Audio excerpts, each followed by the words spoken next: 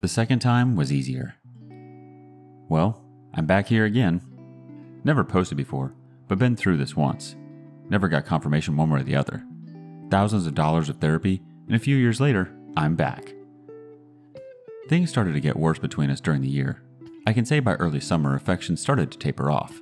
Sex became less frequent, and things became a little stale.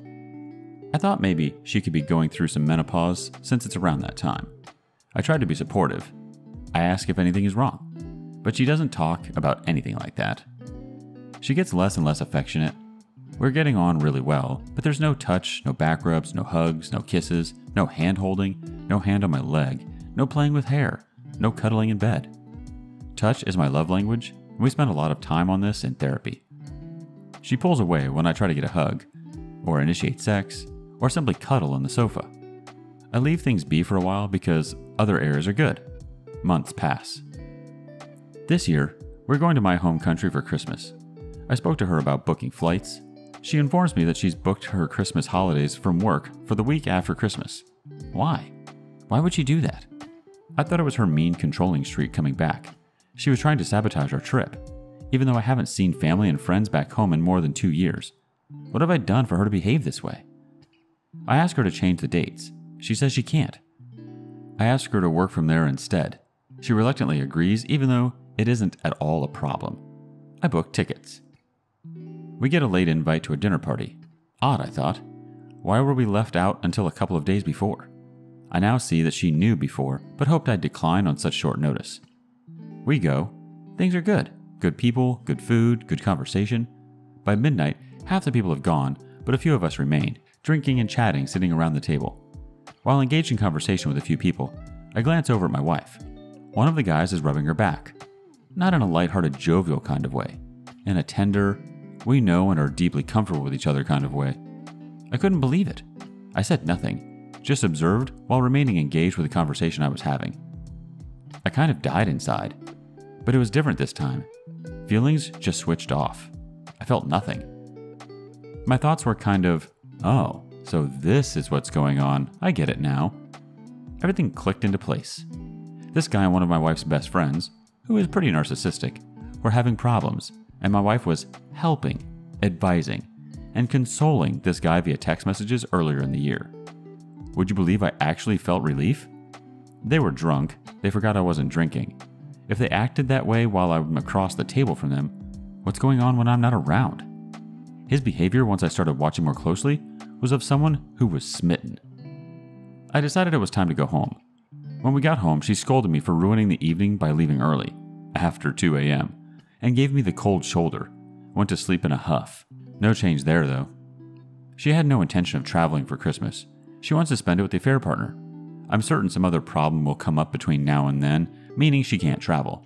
She's already complained about not having good internet access over there. Luckily, that all sorted itself out that night. I slept soundly. The next day, I brought it up. Good night last night, but people got a bit drunk there before the end. I think the affair partner was hitting on you. No, he wasn't. Sure he was. At one point, he was rubbing your back and everything. Silence. She just stared at me. Not in a F you kind of way, or a disappointed kind of way. It was a oh crap kind of way. I let that hang for about 10 seconds, then changed the subject. That was all I needed. My decision was made. She said nothing further about it. Later in the week, she mentioned that she bumped into a affair partner in town, and he was out on a date, but he asked her not to mention it to anyone, so I can't say anything. Sure thing. D-Day is next week. I don't need this mess anymore. The first time I had no proof, just massive disrespect, lies and gaslighting from her, but I gave it a shot because I was codependent, and I thought we could be fixed. We made good progress for a year and a half before things started sliding again. This time, I have enough information, hindsight, and self-respect to do what needs to be done. I'm not even mad. I'm more relieved than anything else. Relieved that my intuition is working. Relieved that I'm not as broken as I thought I was. Relieved that I'm not the untrusting, broken, unlovable, implied by her lack of affection, person she portrayed me as. I get it now. It's time to move on. Update. So, first off, thank you all for your insight and support over the last months. I really appreciate the messages of support I got. The divorce has been fully processed. I bought a new house and I moved out last week. I'm still very sad about the whole thing. The actual divorce was quite quick. But then there were months of living together while waiting on banks to sort out mortgages and paperwork. She bought my share of the property. I didn't fight it, even though it was my ideal location. I just didn't have the energy. Things were amicable the whole time. We went through our usual routine, watched the same TV shows, ate dinner together, discussed our day. So basically nothing changed from the 6 months prior, except I no longer cared about fixing things. While things were okay, she still made jabs at me about stupid stuff. Even in small conversations, she would have a go at me, underhanded remarks, kind of petty stuff. It didn't really rile me up or anything, just reaffirmed that I was making the right decision. I contacted my in-laws and let them know I was sorry about how things turned out between us. They didn't know the details, and that I really appreciated being part of their family all these years. They were all very supportive and adamant that we would keep in touch despite the divorce. I had the pleasant surprise that our joint friends that I thought would side with her didn't. They pretty much stayed out of it, and have been very supportive of me for the most part, so that's been great. When I went to pick up the last of my stuff and give back the keys, she barely acknowledged me, and that was it. Financially, she definitely got the better end of the deal, but I'm happy with it. I got what I needed for the most part. I took a few days off work to process everything, and so I could move at a reasonable pace, and that was definitely a good idea. I cried a couple of times over the weekend, but I was surprised it wasn't more. I'm feeling lonely now, a little bit at least, but I'm not going to even consider dating or anything like that for a long while yet. I need to just get settled and work on myself. I've booked some sessions with my therapist over the coming months in the hope that I can get on top of things more easily. It's weird, but right now I'm kind of glad I had such a horrible time trying to figure things out last summer, because I think I actually did a lot of processing of my grief back then. I mean, it's still hitting me in waves and sadness, ups and downs, but it's not nearly as bad as I was expecting. So far, at least, and nowhere close to what I was going through the last summer or autumn. Our kid seems to be processing things okay so far. I feel sad for my ex, too, and I hope she'll be okay and pull through this. Seek some help from a therapist or something, for her own sake. I worry she'll just push all this down and blame me for everything, which won't do any of us any good in the long run. So right now I'm cautiously optimistic about the future. Let's hope it's onwards and upwards from here. The last few years have been rough, with COVID and everything too. Our first reaction comes from Tall, Blonde, and Cute. Wow, round of applause, people. This man here has done and is on the journey to happiness. This is amazing and sounds like you are following all the correct steps. You got this, man. Our next thought comes from Hello F expletive you won. Dude, you already went through the storm. Now you'll begin to live your good life. And besides therapy, I would suggest you hit the gym from time to time or get some good hobbies that you can even share with the kid. One more comment from Switchboard Friend. It's hard not to read this without giving you respect. This is the power of the 180 in Grey Rock. It has saved you massive amounts of pain in the long term. Short term, just lean on those friends you mentioned a little bit more. They'll be glad to help you in whatever way they can. Now please focus on the future. Go on to not just survive, but thrive. You have it within you to be twice the dad in half the time. Your kid is lucky to have you. Moving on. My dad cheated on my mom and he blames me for it. I never suspected my dad to be the cheater type until last year. He was usually loving and affectionate around us, and he was the type of man who would absolutely never tolerate this kind of behavior. But today, I found out he was hooking up with the woman he met through Facebook. I literally broke down after seeing her message, and I realized he was lying to my mother when he said yesterday that he was going to meet up with a friend, but the truth is, he's going to see the woman. I immediately told my mom because I finally had enough proof after a year of doubting him. Obviously, my mother went hysterical and I couldn't blame her. It was very upsetting for a man like my dad to cheat. My dad went to my room and he blamed me for what I did. He told me, "Look at what you did. Your mother's hysterical. If you told me first, this wouldn't have happened." He had anger issues, so he threatened to strangle me after I got upset with him, and luckily my mom went in between us, or else I would be in a hospital right now. I'm totally okay. He literally gaslighted my mom in their entire conversation until he finally admitted that the reason why he wanted to meet with the woman was to commit infidelity. Am I wrong for telling my mother? Is this even my fault? Edit. Thanks for the support, everyone. I really appreciate it. P.S. Sadly, there isn't a divorce law from where I'm from. First reaction from Monkey Moves 101. You're not wrong for telling your mom. Your father is putting her health at risk by cheating on her, and it's best that she knows this. I'd be more worried about the anger issues and choking part, though. She needs to get you and herself away from him. Next thought from Tertier78. You are absolutely 100% innocent here. You have a crap father, and when they get divorced, I suggest you go seriously low contact with him. I would tell your mother how you are feeling now. Use each other for emotional support. What Life 1 chimes in, please do everything you can to support your mom. Y'all will need each other. One thing you will learn about cheaters is that they are professional victims. Nothing is their fault. They will continue to blame everyone and everything to avoid consequences. Absolutely none of this is true. You are in no way to blame. Not for any of this. Neither is your mom. This is 100% on your dad. Period. Full stop. You will probably see a huge change in your dad. He will be mean. They usually are. You spoiled his fantasy land with the affair partner. Please know this is who he really is. I am really sorry this happened to y'all. Next thought from Mary Kay 007. No, it's not your fault. Your dad cheated. It's his fault alone. Your mom is hysterical now, but she hopefully will be grateful for the hard evidence of something she may also have suspected. One more thought coming from Flimsy Fun 727. You're not wrong. Your father is kind of a POS, unfortunately.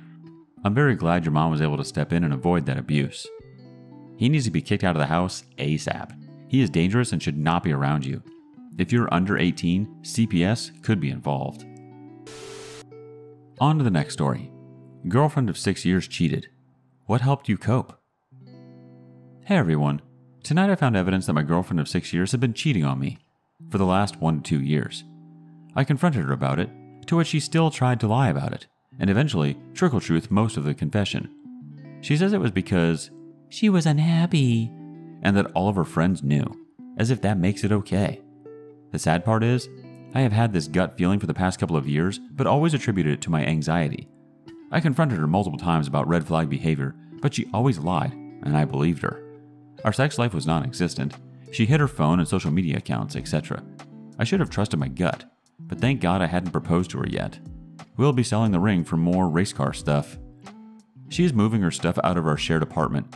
She also hasn't paid for her share of the rent for the last 6 months, so I'll take her to court for that later. Sadly, I think our dog is better off with her work schedule, so I won't get to see my little girl anymore. I'm really just looking for support. I have a wonderful family who I have reached out to, and I am so thankful for them, as well as a new dream job that I start on Monday, but those still barely dull the pain. How do you guys cope with the loneliness and thoughts? Especially at night when it's quiet before bed? How do you know when it's time to try a relationship with someone new? Thanks all. Our first bit of advice comes from Nero Aldrin 20. After you get past the feelings of missing her, you will realize how miserable you were as well. You will be okay. Next thought from Kind Brush 7972. My brother told me, trust the process. And he was right. 4 years I wasted. It took a good few weeks of laying in bed crying and sleeping most of my day away. Maybe 2-ish months of still faking a smile at work and even going in my car on break to cry. My best advice is to feel it and talk to a therapist if you can. Know that what you are feeling is okay and it will pass, and eventually you will find better when you are ready. Take time to find yourself and do things you enjoy, but just know surviving right now is okay and lean on your family as much as you can. Don't be prideful. Don't blame yourself. It doesn't matter. If she wasn't happy, it's her job to tell you or to just break up. She wanted you, and to keep cheating, she's probably a user and her karma is coming. Trust me. One more bit of advice from Throwaway 9867. Honestly, after finding out my ex-husband cheated and I had moved out, I felt relieved. I remember the first night in my new place alone, and all I could think of was, I get this whole bed to myself and I can sleep knowing I'm not being lied to. It felt really nice. Obviously I had my moments, but I was in therapy, so it helped out a lot. But I really basked in the quiet and took time to do things for me. The silence can be deafening sometimes. But like I said, therapy helps. Reading, watching TV, new hobbies. It sucks to have been hurt and betrayed, but now you get to move forward. Eventually, I ran into someone and started a new relationship. I've never been happier. It takes time, but you will come out of the other side. You just gotta have faith. Good luck. On to the next story. This has to be the most devastating thing to ever happen to me. Starting mid to late last year, I could tell my wife was acting differently towards me. She had a much shorter temper and would be somewhat hostile towards me for the littlest things. It was obvious that things were not right. I cannot say exactly how I caught her cheating on me, but I found out kind of by chance, and there was no question as to what was happening. This technically was not the first time it had happened either. Back in 2018, she had this friend from work. I'll call her T. T would often come over and hang out with us after work and on the weekends. T was also gay. It got to the point where T became our girlfriend and we would regularly all sleep together. It was fun, but my wife and T developed strong feelings towards each other and it became obvious that that was happening. I knew and had even told my wife that things weren't going to end well when we had to split up. When it got to the point where I felt I was being excluded, I couldn't take it anymore and told my wife to break it off or at least stop being intimate with T when I was not there. She still did at least one more time after that, and I found out. That's when I told her that she had to break it off completely. That eventually did happen, but I know they still sexted. Maybe it was because it was another woman that I didn't feel so threatened, or that I knew that this person couldn't provide for her the way I could, or that I feel like she couldn't even truly be with her due to her conservative family. That was all kidding myself, I now believe. After she had broken it off, my wife and I had an intense talk about all of it. She told me about issues she had with me in our relationship, and I said I was more than happy to work on those things, but if she was not happy in our relationship, then now was the time for us to end as well. She said that she really wanted to be with me and wished to continue being married. We went on to buy a house and build our relationship pretty strongly, I had thought. Fast forward a couple of years to 2021, and I find out that she's been having an affair with a coworker much older than her, someone that's married, has kids, as an allegedly a doctor. I am absolutely devastated, just agonizingly despondent. I confront her, and she doesn't say a word to me. She just sits there catatonic. It takes her days to even muster an apology. She finally tells me how it happened and why. She tells me all sorts of things that devastate me even further, such as she never had an emotional connection to me, that she hates our house and where we live, that she doesn't think we're right for each other, that she's too sensitive for me, etc. These things absolutely floor me. I also find out that she loves this person a lot. It feels as if someone is stabbing my heart with a hot iron. I go on to find out from her that I often made her feel dumb about things that she had wanted and had alienated her to some degree. I feel extremely bad for doing all of these things, and they are likely things that I had done, but she never told me about these things. I never had a chance to right what I had wronged. I can even remember specific times that I would ask if she was happy, and she never gave me any indication that that wasn't the case. I can say with full confidence that I never mistreated her. I thought I did a good job of taking care of her and loving her. Not long after the initial confrontation, the guy texts me this long, rambling apology text. It's obvious this guy is a complete BSer type. It's to the point that I kind of can't believe my wife would even be attracted to someone like this. I begged her to come back to me, to stop what she's doing and work on our relationship. She says she wants to, but it's clear in her tone and body language that that is not what she wants to do at all. She tells me that she doesn't want to just keep hurting me. What I think this meant was that she did not want to continue our marriage since she could not stop what she was doing. I know that she continued to talk to him on the phone after work every day and would have secret meetings with him whenever she could. By this time, I'm at the end of my rope. I can't concentrate at work when I'm there and regularly cry when I'm there. I cry everywhere all the time, more than I've cried in my entire life. One day, I hit a breaking point and kick her out of the house and file for divorce. It was simply too much to bear. She comes back after 4 or 5 days of being kicked out and says she wants to reconcile and that she has broken it off with this person. Again, she does not sound convincing in the slightest. In fact, she sounds angry with me when she tells me all of this as if I had been the one to do something wrong.